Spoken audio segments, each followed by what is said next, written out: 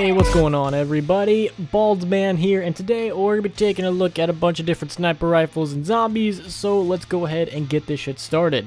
Now, I feel like I have to make this video because I did start the Round 50 series, so I feel like I just owe it to you guys to at least make a couple every now and then. So today we're going to be taking a look at all these sniper rifles back from World at War to Black Ops 3. We're not going to be taking a look at Black Ops 4 just quite yet, because the game is still kind of being made and they might put out a new sniper rifle. And then if I put the video up and I have only a couple Black Ops 4 sniper rifles, I can already see the comments bitching and complaining that I don't have all of them. So I'm not even going to deal with that, so we're just going to be taking a look at World at War, Black Ops 1, Black Ops 2, Black Ops 3, give you guys a healthy dose of nostalgia, so let's get started. The first sniper rifles are going to be in World at War. Now, I wasn't sure if I should count these as sniper rifles, but I thought, fuck it, I might as well. The first two we're going to be taking a look at are going to be the Springfield and Arasaka. Now, the Springfield and Arasaka cannot be upgraded, so that's why I decided to just lump them in together. The Springfield is going to be on Verrucht, and the Arasaka is going to be on Shinonuma. Now, these things are exceptionally underpowered, but incredibly fun to use. Really, if you're on round 50, I would be impressed. I would consider it a challenge if you can manage to get a couple kills with just one of these things. Like, if you're on high rounds and you're bored, just grab one of these and just see how long it takes to get a kill, because you're going to be shooting a lot. Like a lot. So Springfield and Arasaka are not going to be anywhere near decent, or anywhere really even near bad. They're like atrocious on high rounds, but they still are incredibly fun. Now if we take a look at the Kar 98K, which is the greatest weapon of all time in Call of Duty Zombies history, it's going to be amazing. It's going to have one shot, one kill no matter what round you are on. Now unfortunately, the scoped version is not like that. The scoped version of course cannot be upgraded, so you can't get that one hit, one kill no matter what round you're on ability. So if you are playing on Nocturne Toten and you have the scoped Kar, it is a little bit more powerful than like the unupgraded Springfield, Arasaka, and Kar 98K, so it's going to last you a little bit longer than those weapons, but I mean, for its price tag, I don't really think it's worth it that much, but god damn it are these bolt actions fun. Now the last one in World of War is going to be the PTRS. This is the only other one that can actually be upgraded. Now I like the PTRS as a gun. I would love to shoot one in real life. I think it would be amazing and just completely fun. And in the game, it kind of behaves somewhat similar to how it would in real life. It's incredibly slow, but really, really powerful. This gun can do a lot of damage, but because it's so slow in both fire rate, reload speed, and movement speed, that's what really makes this thing terrible. I feel like if you had better movement speed and just a better fire rate, this thing would compete with some of the greats, but unfortunately because it's so slow, it makes this weapon damn near impossible to use on high rounds, just because the zombies catch up to you right away. Now you can get some kills with this, but you're going to shoot once, run away, shoot another time, run away, and just going to keep doing that, so I wouldn't really recommend it. It is possible to get some kills with this thing on high rounds, but it's just so slow that I would not recommend. Next up is Black Ops 1. For Black Ops 1, we had 3 sniper rifles. One of them is a wonder weapon. We'll get to that here in a second. So the Dragunov and L96 are very, very powerful when it comes to headshots. I would say these things can last you up until like the 20s and 30s. I think the Dragunov is going to last you a little bit longer because it's not a bolt action, it's semi-automatic, so you can kind of get more shots off than you would with the L96. But if you want to go for cool-ass trick shots, you got to go with the L96. Now, unfortunately, on round 50, these things are not going to do anything. You're just going to be wasting your time. These things are very, very powerful and very good on early rounds. They're one shot, one kill for a pretty long time. But as you get up there, you're going to find that every other Black Ops 1 weapon is not going to do anything, especially these two. Even if you're shooting for the face, it's going to take you way too many shots. Would not recommend. But if you are going up against George Romero, would totally recommend. Honestly, the Dragunov is the best thing to use against him. Not the Scavenger, not the ray gun, not anything else. I recommend the Dragunov or the L96. It's going to kill him the fastest. You're still going to have a lot of ammo left over. You don't have to waste any wonder weapon ammo. The Dragunov and L96 on Call of the Dead are the ways to go, but on every other map, trade them out after you get to like the 20s and 30s. And the last one is going to be the Scavenger. This is the wonder weapon of Call of the Dead. This is my favorite wonder weapon. Even though it's not the most powerful or the greatest, I still think it's cool as shit. It's going to take you multiple shots to get some kills on round 50, and if you don't have PhD Flopper, you're probably gonna die, so I would not recommend not having PhD Flopper, because you're gonna end up Minecraft dead, and that's no bueno. You never want that in your life. So the Scavenger is one of the only weapons in Call of the Dead that's actually gonna be able to last you for a pretty long time. Even though it eventually does poop out, it's still one of my favorites, and I love it to death, and I hope to God they bring it back whenever they remaster Call of the Dead, and you know, I wouldn't be mad if they made it a little bit better. Alright, next up we're heading into Black Ops 2, and for Black Ops 2 we got 4 sniper rifles and zombies. We got the SVU, which is arguably one of the greatest weapons in Call of Duty Zombies history. Not only is this thing a headshot machine on high rounds, it's also a wall weapon. So you know what that means, right? You could save 15% or more on your car insurance by switching to Geico, and also you have endless ammo. What's there not to love about that combination? You have lots of power, lots of ammunition. The only downside is you can't take off that dumbass scope.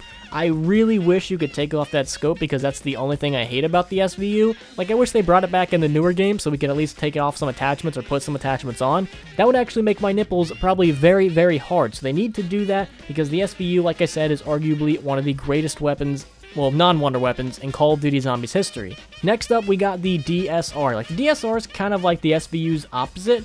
The SVU is a wall weapon, fast fire rate, really good headshots. The DSR is still pretty powerful, but it's not a wall weapon and it's kind of slow. It's only going to take you about 2 to 3 shots to that face and you're going to be able to take out some zombies on round 50, but it's very, very slow. But you also do have a lot of penetration power, so you have like your ups and your downs. It really just kind of depends on what you want out of a weapon. But because this thing is not a wall weapon and it's not getting kills incredibly quick, I wouldn't recommend it for high round. It's a very good mid-round weapon, like 30s and 40s like that. But once you start to get up to like round 50 when a lot of other weapons start dropping off, that is probably around the time when I would ditch the DSR and go for like a wall weapon or something else. It is very powerful, but it's just too slow and it's going to take you way too long to actually kill a lot of zombies when you have a couple other better options. Next up is the Ballista, the trick shot gun of Black Ops 2. Now this thing, I really like it as an early round weapon. I think it's really, really fun. It's a good headshot gun, and you can basically get it for free in Origins if you just dig it up. So I like the Ballista, and it's a somewhat decent early round gun once you get this thing fully pack-a-punched. It still is a bolt action once you upgrade it, but it's still pretty decent. It's pretty fast for a bolt action, and that's actually really, really helpful for it because it doesn't, have the damage to back it up. But I would definitely say it is possible to get some kills on high rounds with the Ballista. You're not going to be doing like SVU numbers or anything like that, but it is possible. If it's popsicle, it's possible. Next up, we have the Barrett. The Barrett is kind of like the wild card of the gang. It's just weird.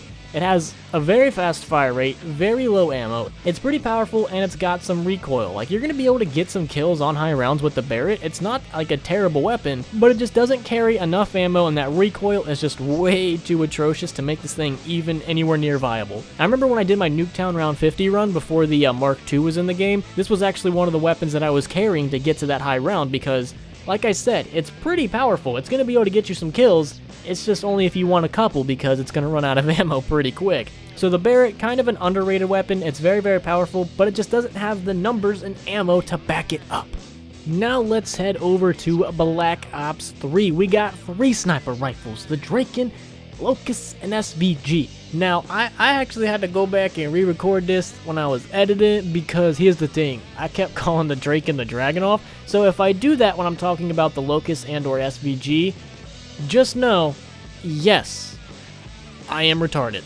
So the Draken is without a doubt right up there with the SVU. I think the SVU only beats it out because it is a wall weapon and you have unlimited ammo.